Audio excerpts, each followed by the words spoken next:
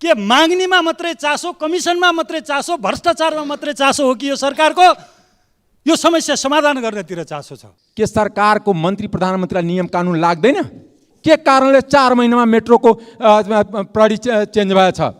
श्याम गेवालीको गल्ती के थियो? कि केटीलाई भालु किन भनेको होला भन्ने जस्तो एउटा प्रश्न उहाँले राखेर 3-4वटा अप्सन सहितको उहाँले महिलामाथि एकदमै दुर्व्यवहारपूर्ण भाषा राख्नु भएको थियो र म त्यो शब्द लेख्ने, त्यो किताबमा त्यो शब्द प्रयोग गर्ने राम एकवाल दासलाई कानुनी कारबाही गर्नुपर्छ भनेर मैले यो सदनमा राखेको थिएँ। संसदलाई पर्याप्त बिजनेस नदिने नालायक सरकारप्रति म खेद प्रकट गर्न चाहन्छु। यो ऐनमा कहाँ व्यवस्था छ नियमावलीमा त्यो दफा भनेर नलायक सरकार भन्नु पर्यो, त्यसकारण नियमावली छ रेकर्डबाट तुरुन्त हटाइयोस्। एकदम लायक भनेर मैले प्रचार गरौँ, प्रशंसा गरौँ अनि स्तुति गरौँ, आरती गरौँ, म यो कुरा राख्न चाहन्छु। हिजोको प्रधानमन्त्री हुन् या आजको प्रधानमन्त्री हुन् या मन्त्रीहरू हुन्, मन्त्री र प्रधानमन्त्रीको जिम्मेवारी हुन्छ बजेट दिनलाई। हाम्रो राष्ट्रिय जनरलाई खुलेआम काटेर भोज भतियार गरिकन मिडियामा देखाउन गइराखेका छन्।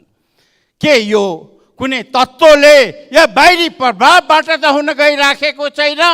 राजनीतिक नेतृत्व जोडिएका भ्रष्टाचार काण्ड मात्रै होइन, हामीले जसरी राज्य सत्ता सञ्चालन गरिरहेका छौँ त्यसले गणतन्त्रको जगलाई नराम्रोसँग हल्लाइदिएको छ। दुःखको विषयमा धेरै आन्दोलन भयो, त्यो आन्दोलनको सम्झौताकर्ता मध्ये म आफू पनि थिएँ।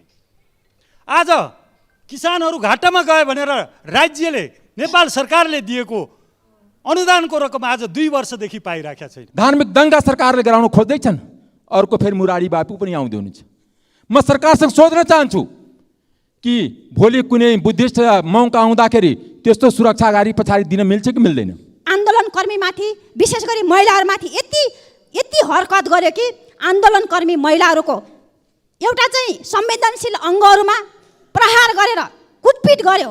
अत्यन्तै अपमानजनक हुने मात्रै होइन, दुर्व्यवहारपूर्ण व्यवहार त्यहाँ गर्यो। भन्सारमा, संसारमा, सुरक्षामा, अध्यागमनमा को थिए त्यो अहिलेसम्म ती सेटहरू, ती सेटिङका सेटहरू किन फिर्ता गरिएन?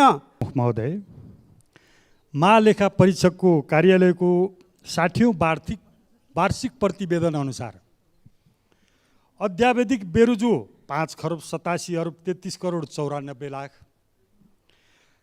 कारबाही गरी टुङ्ग्याउनु पर्ने बेरुजु रकम 3,72,45,13,00,000, जम्मा कुल बेरुजु रकम 9,59,79,07,00,000 पुगेको छ। सभामुख महोदय, यो देशको 80-81 को कुल बजेट 17 खरब, जबकि टोटल बजेटभन्दा आधाभन्दा बढी चाहिँ हाम्रो बेरुजु छ।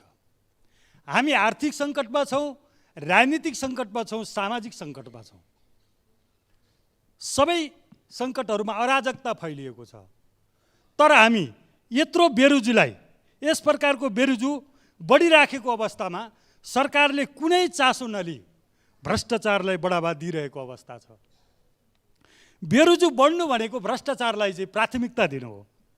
बेरुजु रकमलाई न्यूनीकरण गरी सम्परीक्षण गराई बेरुजुको भारलाई कम गर्नुको अलावा सरकारले सम्परीक्षण नै नगराई बस्नुको कारण के हो? त्यहाँ पनि सेटिङ हो कि कमिसन हो कि के यो बेरुजु रकमलाई सरकारले पनि कमिसनमा मिलाइरहेको छ? सभामुख महोदय, सङ्घीय कार्यालयको बेरुजु सम्परीक्षण गर्न आवश्यक प्रमाण कागजात असुल दाखिलाको भाउचर पेश गर्दा पनि महालेखा परीक्षकको कार्यालयले त्यसलाई व्यवस्था गरिरहेको छ। सभामुख महोदय, यसो गर्न मिल्छ? तुरुन्त 8-10 वर्षदेखि बेरुजु फर्सेट कार्यमा कार्यरत कर्मचारीहरूलाई भर्ना गरेर त्यो बेरुजु रकम असुल गरेर अहिले हामीलाई चाहिँ सङ्कट, आर्थिक रूपमा सङ्कट छौँ। त्यो आर्थिक रूपमा सङ्कट आज हामी चाहिँ जुन मुलुकले हामीलाई नाकाबन्दी गर्यो त्यो मुलुकसँग चाहिँ हामी कटौरा थापिरहेका छौँ। चामल देऊ भनेर, कृषि प्रधान देश। आज हामीले 3 महिना प्रत्येक कृषि कार्यमा चाहिँ 3-3 महिनामा चाहिँ परिणाम आउँछ। 3 महिनामा बाली पाक्छ। त्यो बेरुजु रकम फर्स्यौट गर्दै त्यो रकम कृषि विद्युतीकरणमा र भूमिगत सिँचाइमा हामीले लगाउन सक्यौँ भनेदेखि 3 महिनामै हामीलाई परिणाम आउन सक्छ। हामीले कसैसँग कटौरा थाप्नु पर्दैन। सभामुख महोदय, एकातिर अर्कोतिर हाम्रो मार्क्सवादको व्याख्याता कृषि मन्त्रीजी यहीँ हुनुहुन्छ र उखुको विषयमा धेरै आन्दोलन भयो। त्यो आन्दोलनको सम्झौताकर्ता मध्ये म आफू पनि थिएँ। आज किसानहरू घाटामा गए भनेर राज्यले, नेपाल सरकारले दिएको अनुदानको रकम आज 2 वर्षदेखि पाइराखेका छैन। त्यो ऋणमा गर्ने किसानहरूले नेपाल सरकारले दिएको समर्थन मूल्य पाउन सकेको छैन। अनि कसरी के माग्नेमा मात्रै चासो, कमिसनमा मात्रै चासो, भ्रष्टाचारमा मात्रै चासो हो कि यो सरकारको? यो समस्या समाधान गर्नेतिर चासो छ। अर्को सामाजिक अराजकता। आज चाहिँ एकल जातीय राज्यको अवधारणा हाबी भइराखेको छ। यस्तो विविधताले भरिएको मुलुकमा जातीय राज्यको अवधारणाहरू ल्याइएको छ। सार्वजनिक रूपमा चाहिँ हामीले कसैले पनि आफ्नो जाति र संस्कृतिको बढावा गरिरहेको छ। र हाम्रो जस्तो देशमा, परिवेशमा कुरा गर्दा गण्डकी, कोशी, कर्णाली नदी सभ्यतादेखि पशुपतिनाथ सहित नेपाल मण्डलको सभ्यता, मिथिला सभ्यता, लुम्बिनी, दामोदर कुण्ड, मुक्तिनाथ क्षेत्र सभ्यताको जीवित मुहान हुन्। र धर्म, संस्कृति र भाषाका आधारमा निर्माण भएका सभ्यतालाई समन्वय गर्न नसक्दा भयावह स्थिति सिर्जना भएको छ विभिन्न ठाउँहरूमा। त्यसकारण हामीले शान्ति, न्याय र मेलमिलापका लागि अन्तर सांस्कृतिक सहिष्णुता कार्यक्रम र अवधारणालाई गाउँ-गाउँमा लिएर जानुपर्ने आवश्यकता छ। यो राज्यले एकदम महत्त्वपूर्ण तरिकाले हेरियोस्, होइन भने जातीय द्वन्द्वको आगो सल्कियो भने यो मुलुकमा योभन्दा ठुलो सङ्कट, यो आर्थिक सङ्कट केही होइन, त्यो ठुलो सङ्कट आइपर्न सक्छ भन्दै मेरो आफ्नो भनाइरहेको छु। धन्यवाद। अन्य सदस्य बोल्नु। सम्माननीय सभामुख महोदय, देश गम्भीर सङ्कट उन्मुख छ। देश आर्थिक सङ्कट उन्मुख पनि छ, राजनीतिक सङ्कट उन्मुख छ। देश कानुनी, हामी यही संसद भवनमा संविधान बनायो, संविधान सभाको पनि भवन यही थियो। के संविधानभन्दा माथि पनि कोही छ, कानुनभन्दा माथि पनि कोही छ? यो अवधारणा त 72 को संविधानले गरेको छैन, तर व्यवहारमा देखिएको छ।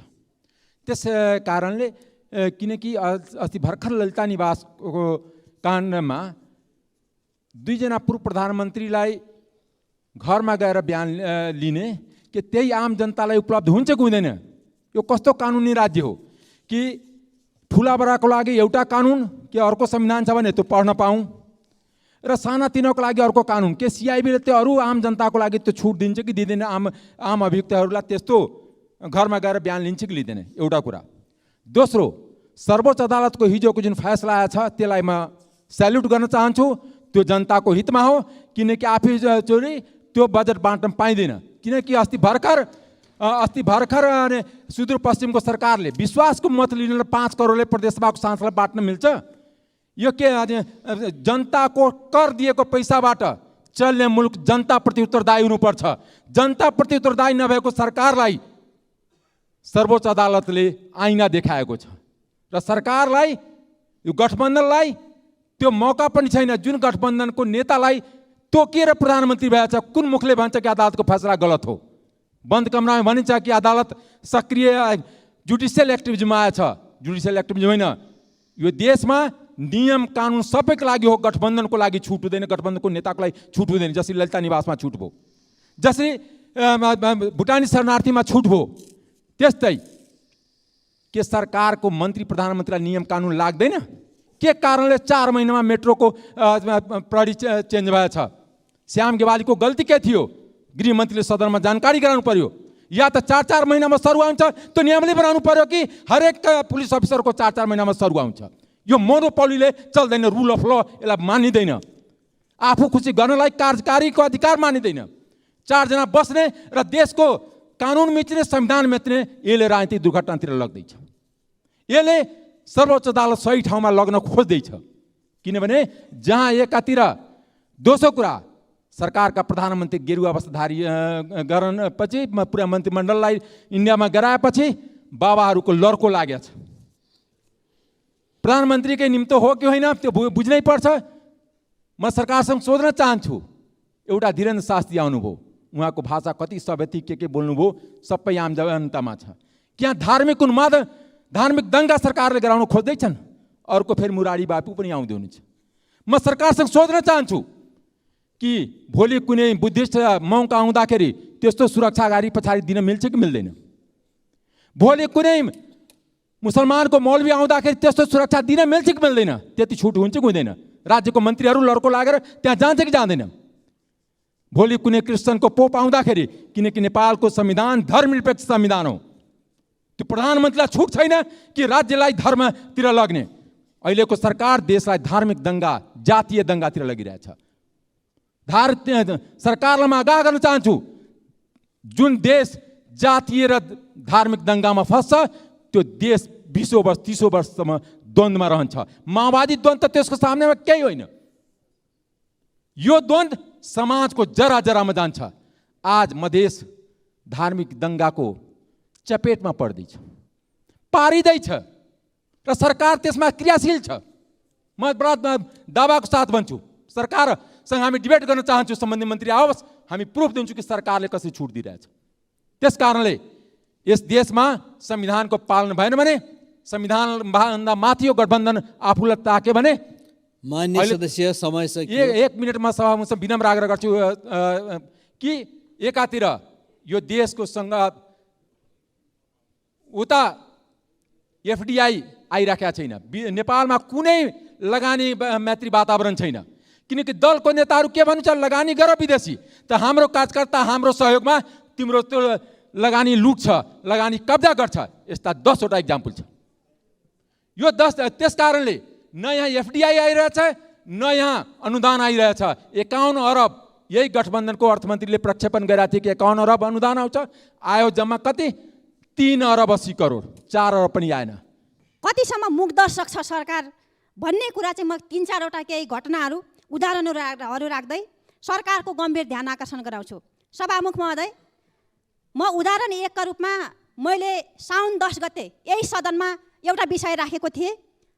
वन तथा वातावरण मन्त्रालयका सहायक संरक्षण अधिकृत राम एकवाल दासले आफ्नो लोकसेवा तयारी पुस्तकमा महिलामाथि एकदमै अपमानजनक हुने शब्द, जुन शब्द मैले यहाँ पहिले पनि जानकारी गराइसकेको छु कि केटीलाई भालु किन भनेको होला भन्ने जस्तो एउटा प्रश्न उहाँले राखेर 3-4 वटा अप्सन सहितको उहाँले महिलामाथि एकदमै दुर्व्यवहारपूर्ण भाषा राख्नु भएको थियो र म त्यो शब्द लेख्ने, त्यो किताबमा त्यो शब्द प्रयोग गर्ने राम एकवाल दासलाई कानुनी कारबाही गर्नुपर्छ भनेर मैले यो सदनमा राखेको थिएँ। तर सभामुख महोदय, अहिलेसम्म के भयो?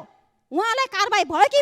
सभामुख महोदय, यो माइकको व्यवस्थापनको निम्ति समय काट्न पाइने छैन, म यहाँलाई यो अनुरोध गरेँ र मैले जुन राम एकवाल दासलाई कारबाही गर्ने कुरा यहाँ राखेँ, तर यसमा सरकार उदासीन रहेको पाइयो।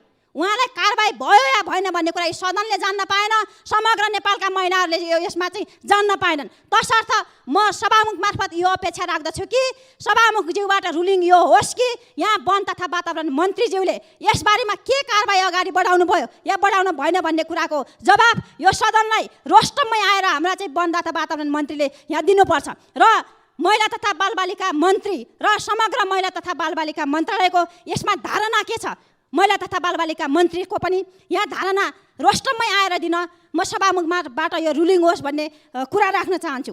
उदाहरण 2मा अर्को एउटा कुरा घटना छ। अधिवक्ता भगवती पाण्डे शीतलले मगर र तामाङ समुदायको आत्मसम्मानमा ठोस पुग्ने गरी जुन एउटा अभिव्यक्ति दिनुभएको थियो, त्यो अभिव्यक्ति दिइसकेपछि मगर र तामाङ समुदाय आन्दोलित भयो र आन्दोलन हुने क्रममा साउनको 17 गते टेकु प्रहरीले आन्दोलनकर्मीमाथि, विशेष गरी महिलाहरूमाथि यति हरकत गर्यो कि आन्दोलनकर्मी महिलाहरूको एउटा चाहिँ संवेदनशील अङ्गहरूमा प्रहार गरेर कुटपिट गर्यो। अत्यन्तै अपमानजनक हुने मात्रै होइन, दुर्व्यवहारपूर्ण व्यवहार त्यहाँ गर्यो र त्यसमा हाम्रो मान्य गृहमन्त्रीज्यूले यही रोस्टमबाट उभिएर कारबाही गर्ने कुरा, छानबिन समिति बन्ने कुरा र 10 दिनभित्र घटनाको सत्य तथ्य सार्वजनिक गर्ने कुरा गर्नुभएको थियो। तर आज चाहिँ गृहमन्त्री बोलेको पनि र त्यो छानबिन समिति बनेको पनि 16-17 दिन पुगिसक्यो, तर अहिलेसम्म कारबाही भयो कि भएन? ती त्यस्ता व्यवहार गर्ने प्रहरीमाथि, त्यस्ता चाहिँ निर्देशन दिने प्रहरी अधिकारीमाथि कारबाही भयो कि भएन भन्ने कुरा पनि सदनले जान्न पाएन र आम नेपाली जनसमुदायले जान्न चाहेन। तसर्थ यी कुरामा महिला आन्दोलनकर्मीहरूमाथि कुटपिट गर्ने, संवेदनशील अङ्गहरूलाई प्रहार गरी त्यहाँ चाहिँ कुटपिट गर्ने ती प्रहरीहरूमाथि पनि कारबाहीको निम्ति र के भएको छ त्यो चाहिँ छानबिन समितिले के प्रतिवेदन ल्यायो त्यो प्रतिवेदन छानबिन सार्वजनिक गर्न पनि म हार्दिक अपिल गर्न चाहन्छु। र अर्को उदाहरण नम्बर 3, भर्खरै मात्र एउटा कामना भन्ने पत्रिकाको गाई जात्रा विशेष एउटा पत्रिका निस्केको छ र त्यो गाई जात्रा विशेष अङ्कमा अहिलेका बहालवाला सम्माननीय प्रधानमन्त्रीज्यू र नेपालका 2 जना पूर्व प्रधानमन्त्रीज्यूहरूलाई गर्भवती बनाएर एउटा चाहिँ व्यङ्ग्यात्मक रूपले चाहिँ त्यस्तो खालको प्रकाशन गरेको छ। म त्यसमा पनि म ध्यान आकर्षण गराउन चाहन्छु सरकारलाई। त्यसरी एउटा कुनै लिङ्गप्रति विशेष फोकस भइकन त्यसरी अपमान गर्न पाइन्छ कि पाइन्न, म त्यसको ध्यान आकर्षण गराउन पाएँ। र अन्तिममा एउटा यहाँ हामी सरकारले भ्रष्टाचारका कुराहरू अन्य चाहिँ सुनकाण्डका कुराहरूलाई महत्त्व दिन्छ, तर निर्मला पन्तको हत्या भएको आज 5 वर्ष बितिसक्दाखेरि पनि सरकारले अहिले के गरिरहेको छ, ती हत्यारेहरू चाहिँ को हुन् भन्ने कुरा पनि अहिलेसम्म सार्वजनिक गर्न सकेन। तसर्थ यी सवालमा पनि सरकार संवेदनशील होस् भन्ने कुरा म ध्यान आकर्षण गराउन चाहन्छु। र सभामुख महोदय, अन्तिममा धादिङको बेनीघाट रोनाङ गाउँपालिका निवासी शिवकुमार कार्की असार 31 गतेदेखि बेपत्ता हुनुभएको छ र उहाँको हत्या भएको आशंका गरेको छ र उहाँको खोजबिनका लागि आफ्नो परिवार र स्थानीय बासिन्दाहरू धेरै दिनदेखि आन्दोलनरत छन्। उहाँको खोजबिन गर्नको निम्ति माग गरिरहेका छन्, तर सरकारले त्यसमा क्रियाशीलता देखाएको छैन। तसर्थ उहाँको खोजबिनका लागि राज्यले सशक्त भूमिका निर्वाह गरोस् भन्ने माग पनि गर्न चाहन्छु। धन्यवाद। माननीय श्री सूर्यबहादुर थापा छेत्री, समय 6 मिनेट। त्यसपछि माननीय श्री रणेन्द्र बराली। सम्मान्य सभामुख महोदय, म आज सुरुमै के भन्न चाहन्छु भने संसदले जनताका ज्वलन्त विषयमा कानुन बनाउने विषयमा काम गर्न पाएन भनेर निकै कोकोहोलो हामीले सुनेका हौँ जतिखेर हामी आन्दोलनमा थियौँ। तर आजको कार्यसूचीमा चाहिँ मान्यज्यूको हातमा पनि छ, सत्तापक्षका मान्यज्यूसँग पनि छ। आज निर्वाचन आयोगको 15औं र 16औं प्रतिवेदन यहाँ पेश गर्ने बाहेक कुनै कार्यसूची सरकारले दिन सकेको छैन। यो संसद रोकेर आकाश खस्यो भन्ने खालको हुइयाँ मचाउने सत्तापक्षको हातमा यो पुगेको छ कि छैन भन्ने कुरा म सुरुमै ध्यानाकर्षण गराउन चाहन्छु र संसदलाई पर्याप्त बिजनेस नदिने नालायक सरकारप्रति म खेद प्रकट गर्न चाहन्छु। सुरुमै यो कुरा राख्न चाहन्छु। दोस्रो कुरा, संसदले कतिवटा कानुन बनाउने नीति तथा कार्यक्रममा 41वटा कानुन बनाउने भन्ने कुरा ल्याइएको थियो, राष्ट्रपतिज्यूले यहाँ वाचन गर्नुभएको थियो। बजेट वक्तव्यमा पनि त्यही खालले कानुन बनाउने कुरा उल्लेख थियो, तर एउटा मात्रै कानुन यो संसदले बनाएको छ। माननीय सूर्यबहादुर छेत्रीज्यू, संसदले एकछिन ल मान्यज्यू के होला हजुरको? सरकार भन्ने यो ऐनमा कहाँ व्यवस्था छ नियमावलीमा? त्यो दफा भनेर नलायक सरकार भन्नु पर्यो, त्यसकारण नियमापति छ, रेकर्डबाट तुरन्त हटाइयोस्। सम्मानीय सभामुख महोदय, सम्मान्य सभामुख महोदय, काम गर्ने बिजनेस नदिने सरकार नालायक सरकार हो। मैले यही सन्दर्भ राखेको छु र म आफ्नो कुरा अगाडि बढाउन चाहन्छु। 41वटा कानुन बनाउने हजुरको के रे 41वटा नियमावलीको ध्यान आकर्षण भएको जानकारी गराउन छ। 41वटा कानुन ध्यान बनाउने आकर्षण भएको कुरा जानकारी गराउन चाहन्छु। 41वटा कानुन बनाउने चाहिँ नीति कार्यक्रम ल्याएको सरकारले एउटा मात्रै अहिले प्रतिनिधि सभामा कानुन विधेयक चाहिँ विचाराधीन छ। अनि एकदम लायक भनेर मैले प्रचार गरौँ, प्रशंसा गरौँ अनि स्तुति गरौँ, आरती गरौँ, म यो कुरा राख्न चाहन्छु र भन्न चाहन्छु। अघि पनि यहाँ संसदमा उठेको छ, म यहाँ गृहमन्त्रीज्यूलाई देखेको छैन। अध्यागमनका डिजी झलकराम अधिकारी र सुन तस्करीमा पक्राउ परेर अभियुक्तको रूपमा राज्यको हिरासतमा रहेका दावा छिरिङ बीचको विच्याट संवाद सार्वजनिक जुन छ, त्यसमा गृहमन्त्रीज्यूको के धारणा हो? यो गर्न मिल्ने स्वाभाविक काम हो? मैले अर्थ मन्त्रालयका कतिपय अधिकारीहरू, भन्सारका अधिकारीहरू, कसैको एक कप चिया पनि नखाने त्यो इमानका, त्यो नैतिकताका अधिकारीहरू पनि सङ्गत गरेको छु। ती नेपालमै थिए, छन्, तर यो यस्तो खालको विच्याट सार्वजनिक भएको छ। गृहमन्त्रीजीले फिर्ता गर्नुभयो कि गर्नु भएन, म सभामुख महोदय मार्फत सोध्न चाहन्छु।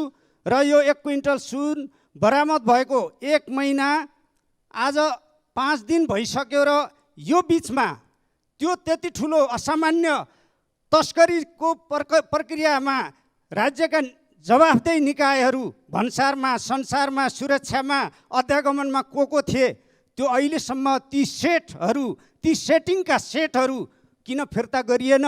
अहिले दावा छिरिङसँगको जुन संवाद सार्वजनिक भएको छ त्यसले सरकारको पोल खोल्दैन र सभामुख महोदय यो कुरा म राख्न चाहन्छु। तेस्रो, निर्वाचन क्षेत्र विकास कार्यक्रमसँग सम्बन्धित विषयमा यो सार्वभौम संसदले बजेट वक्तव्य पारित गरेको छ। त्यस सम्बन्धी चाहिँ विधेयकहरू, कानुनहरू बनाएको छ।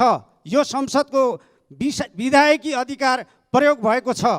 सार्वभौम संसदले बजेटबारे यो प्राप्त गरेको एउटा विशेषाधिकार हो। यसलाई हिजो चाहिँ संवैधानिक इजलासले गरेको आदेशले सम्मान गरेको छ कि अपमान गरेको छ? म सम्मानित चेयरको यो संसदको गम्भीरतापूर्वक ध्यानाकर्षण गर्न चाहन्छु र बजेट सम्बन्धी निर्णय गर्ने अधिकार संसद बाहेक अरू कसैलाई पनि छैन र संसदले गरेको निर्णयमाथि कहीँ प्रश्न उठ्ने र त्यसबारेमा अन्यथा आदेश गरेर अनुचित न्यायिक सक्रियता देखाउने फुर्तीफार्ती पनि स्वीकार्य हुन सक्दैन। यो संसदले त्यसमा आफ्नो उपचार र सही ढङ्गको चाहिँ यसमा उपचार खोज्नुपर्छ भन्ने कुरा म सुरुमै यहाँहरूका बिचमा राख्न चाहन्छु।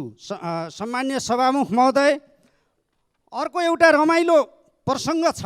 उपप्रधानमन्त्री तथा रक्षा मन्त्रीज्यूले रोस्टमबाट 2 बुँदे सहमति राख्नुहुन्छ। यो सदनका सबै मान्यता प्राप्त दलका, राष्ट्रिय दलका प्रमुख सचेतकहरूले हस्ताक्षर गर्नुहुन्छ। सबैले ताली बजाएर पारित गर्छौँ। संसदले एक ढिक्का भएर पारित गर्छ अनि सत्ता पक्षका माननीय ज्यूहरू त्यो सहमतिकै मसी नसुक्दै खिचिट्युरी गर्नुहुन्छ। प्रतिपक्षको बालहट भन्नुहुन्छ, के भन्नुहुन्छ? एकजना नेताजीले त, सत्ता पक्षका माननीय नेताजीले त रङ्गीन रुमाल प्रतिपक्षलाई उपलब्ध गराएको पो हो भनेर चाहिँ त्यो सहमतिको धज्जी उडाउनुहुन्छ।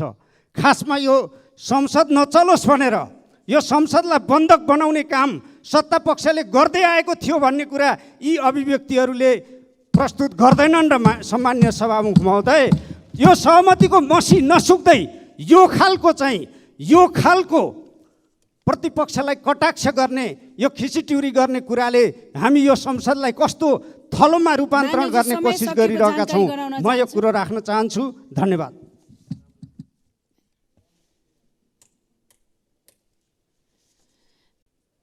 माननीय श्री अमृता देवी अग्रहरी, समय 5 मिनट।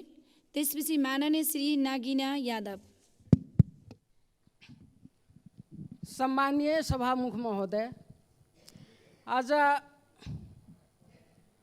धेरै दिनमा चाहिँ बोल्ने अवसर प्राप्त भएको छ, जसले गर्दा म चाहिँ के भन्न चाहन्छु भने, सम्मानीय सभामुख महोदय, कि यो सदन चाहिँ जनप्रतिनिधिको चाहिँ स्थल हो। यहाँ चाहिँ जुन किसिमको यो 7 महिनादेखि हामी चाहिँ कुरा सुन्दै आएका छौँ, त्यो रेकर्ड हेरेर आफै प्रष्ट हुन्छ त्यो रेकर्डबाट कि यहाँ कसको माथि र कसको सम्मानको माथि कसले चाहिँ कुन पक्षले आक्रमण गरेको छ त्यो प्रष्ट देखिन्छ। जसले गर्दा म के भन्न चाहन्छु भने कि यो सदनमा विपक्षीले बोलेको कुरा शत्रुको सुझाव नमानी यदि मित्रको सुझाव मानेको भए सायद आज चाहिँ हाम्रो देश 7 महिनामा पनि केही तरक्की गर्न सक्थ्यो। तर मैले के हेरेछु कि विपक्षीले बोलेको कुरा बकवास मात्र चाहिँ यहाँ बुझिएको हामीले पाएका छौँ। यो देशको लागि दुर्भाग्य हो। अर्को कुरा म के भन्न चाहन्छु केही दिन पहिला म पहिल्यै भनिदिएको छु कि धेरै दिनमा बोल्ने अवसर पाएको छु, मेरो कुरा पनि पुरा सिद्धिन्न, तर जति म बोल्न सक्छु यही सदनमा मैले सुनेछु। यो मैले प्रष्ट कुरा गर्न चाहन्छु। म कसैलाई म यताउति म प्रष्ट वक्ता पनि हुँ, जे आउँछ बोल्छु, म कसैको पक्ष विपक्षको कुरा गर्दिनँ। यहाँ हाम्रो चाहिँ विपक्षी दलका नेताहरूमाथि घोर आक्रमण गरियो। पशुपतिनाथको चाहिँ ज्वेलरी शब्द लिएर त्यो कुरा यत्रो सदनमा हङ्गामा मचाइयो। 2-4 जना सांसद, 2-3 जना सांसद यस्तो हुनुहुन्छ जसको जिब्रोमा मधुमक्खी बसेको हुन्छ, मौरी भनिन्छ जसलाई। जुन बेला पनि त्यो चाहिँ छेदेको हुन्छ, उटपटाङ बोलेर अनावश्यक चाहिँ वातावरण चाहिँ यहाँ अनावश्यक क्रिएट गरिन्छ। त्यसको अन्त हुनुपर्छ। म भन्न के चाहन्छु भने कि त्यो पशुपतिनाथको ज्वेलरीको कुरा उठ्दा उठ्दा त्यो ज्वेलरीमाथि छानबिन गरियो। त्यो ज्वेलरीलाई भनिएको थियो कि यो चाहिँ पित्तल हो, सोनै होइन। म के भन्न चाहन्छु, त्यो छानबिनको तहत त्यो पित्तलको ठाउँमा सोना सुन चाहिँ साबित भयो। अनि त्यसपछि यो भनिएको थियो कि यदि सुन भए पनि त्यसको वेट चाहिँ त्यति छैन, त्यो कम वेटमा बनाइएको छ। यहाँसम्म कि यहाँ सम्मानित नेताहरूमाथि आक्रमण गरेर नै भन्नुभयो। म के भन्न चाहन्छु, हिजोको प्रधानमन्त्री हुन् या आजको प्रधानमन्त्री हुन् या मन्त्रीहरू हुन्, मन्त्री र प्रधानमन्त्रीको जिम्मेवारी हुन्छ बजेट दिनलाई। कुनै पनि संस्थालाई बजेट चाहिँ वियोजन गर्छ, बजेट निकासा गर्छ, तर चाहिँ पूर्ण जिम्मेवारी त्यो संस्थाको हुन्छ।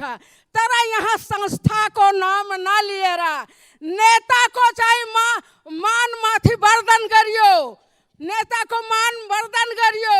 अनि त्यसको विषयमा मेरो के आग्रह छ कि सुन पनि पित्तल नभएर सुन साबित भयो। अनि अर्को चाहिँ के अरे वेट पनि ठिकै ठिक भयो।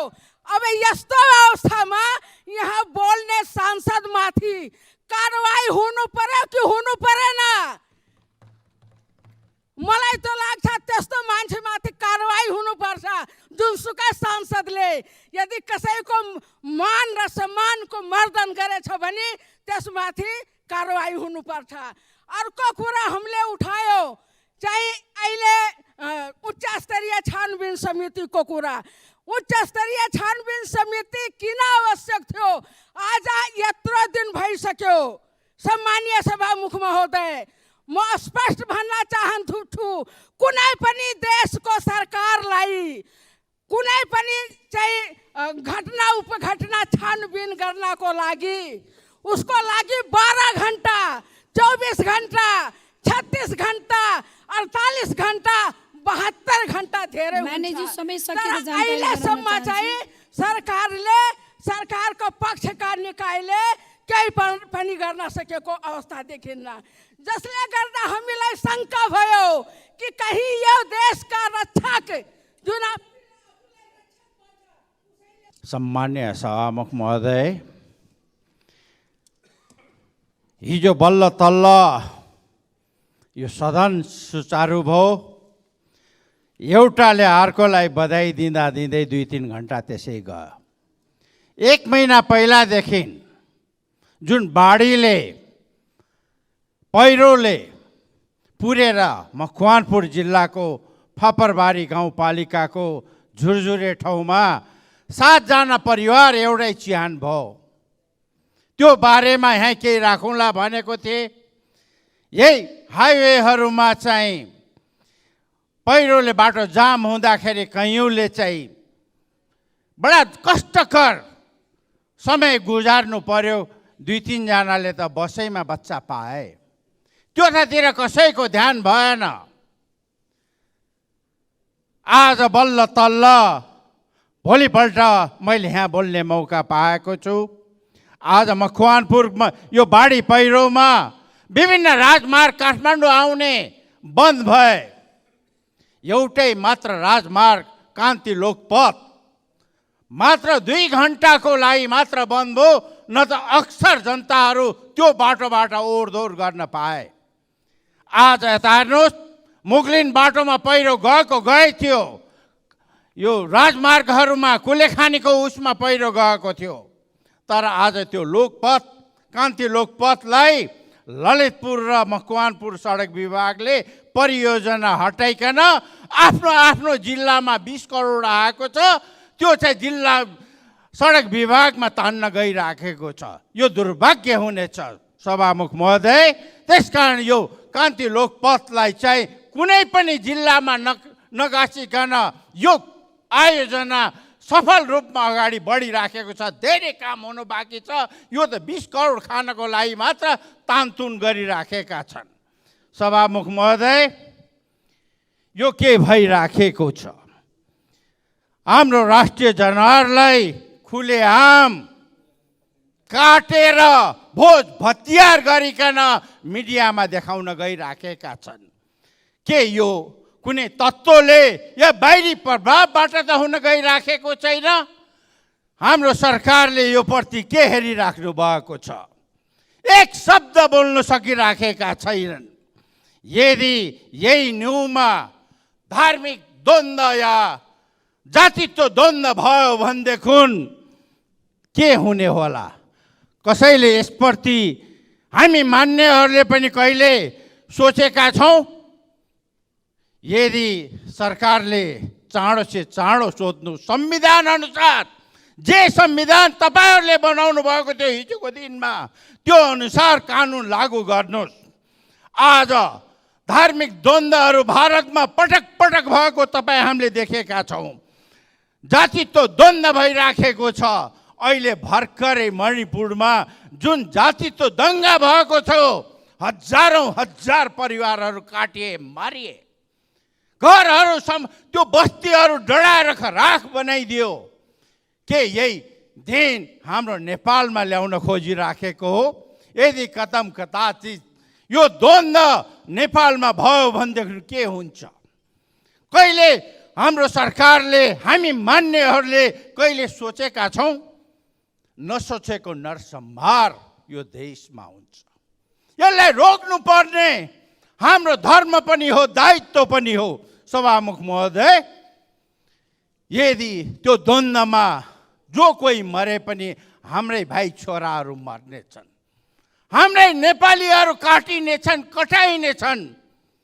त्यस कारणले यस्तो उपद्रव गर्नेलाई नेपाल सरकारको नियमअनुसारको कारबाही होस् भन्ने माग म राख्न चाहन्छु। जो मरे पनि नेपाली नै रगत बग्छ। त्यस कारणले सरकारले यतातिर पनि केही ध्यान दियोस्।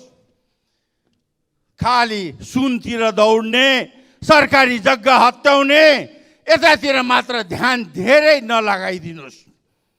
त्योभन्दा डरलाग्दो यो धार्मिक द्वन्द्व, जातित्व द्वन्द्व यो देशमा भयो भनेदेखि जनयुद्धको भन्दा धेरै मान्छे काटिनेछ।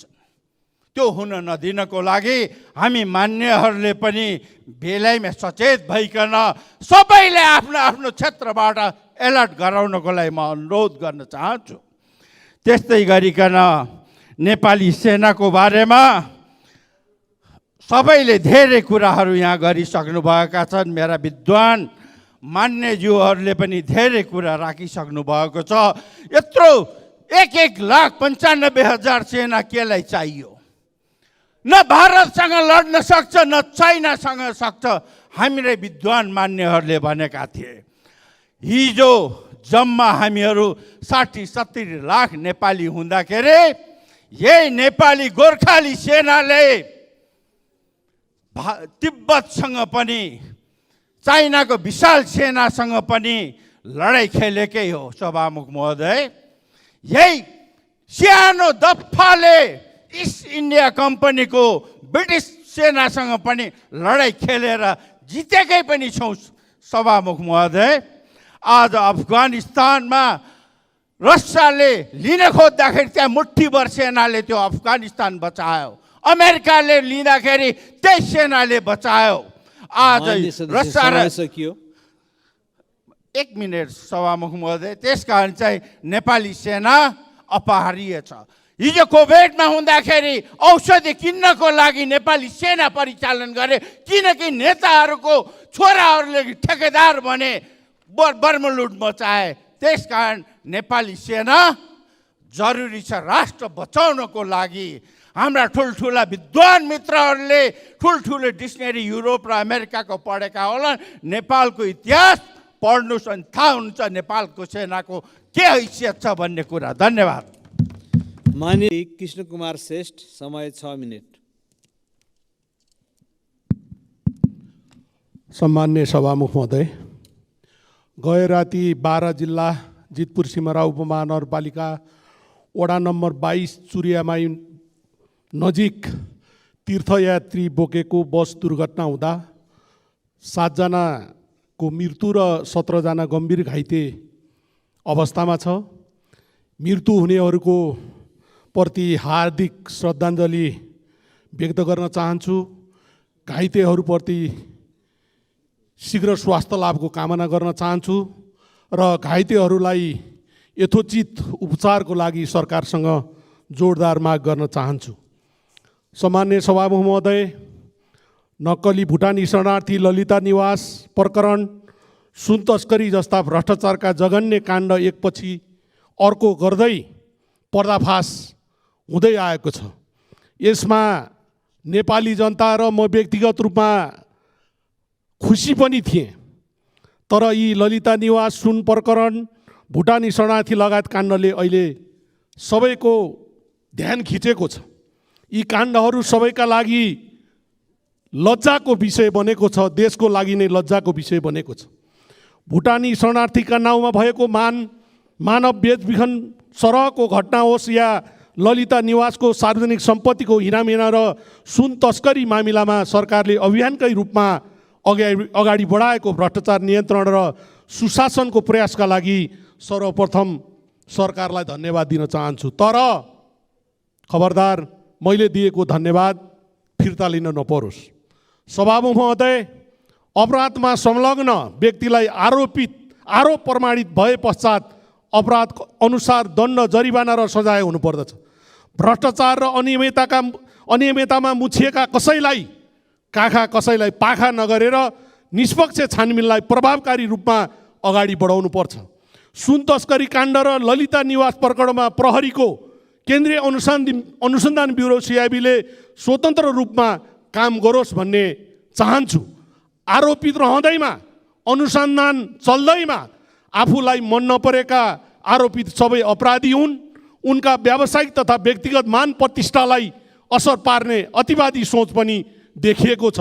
सम्मान्य सभामुख महोदय, यही प्रकरणमा नेपालको एउटा पूर्वी पहाडी जिल्ला खोटाङ जिल्लाको दुर्गम र विकट गाउँबाट चाहिँ सामान्य परिवारबाट राजधानी छिरेर दशकौँ लामो अनवरत मेहनतले सफल व्यवसायी, सफल उद्यमशील हजारौँ बेरोजगारहरूलाई रोजगारी दिने मिनबहादुर गुरुङलाई झन्डै 2 महिना हिरासतमा राखिएको छ। राज्यलाई राजस्व तिरेर जग्गा किन्दा मिनबहादुर कसरी कसुरदार भए? जग्गा किन्दा जग्गाधनी परमाणु पूर्जा रहेको र जग्गाधनीकै नाममा श्रेष्ठता कायम रहेको र त्यही आधारमा जग्गा किन्दा ऊ कसरी दोषी भयो? यसले धेरैलाई असहज र अचम्म लागेको छ। CIB नेपाल प्रहरीको एउटा विश्वासिलो संस्था हो। म एउटा उदाहरणको लागि सम्मान्य सभामुख महोदय, हिजो मात्रै CIBले सरकारी वकिल कार्यालयमा प्रतिवेदन बुझाएको छ।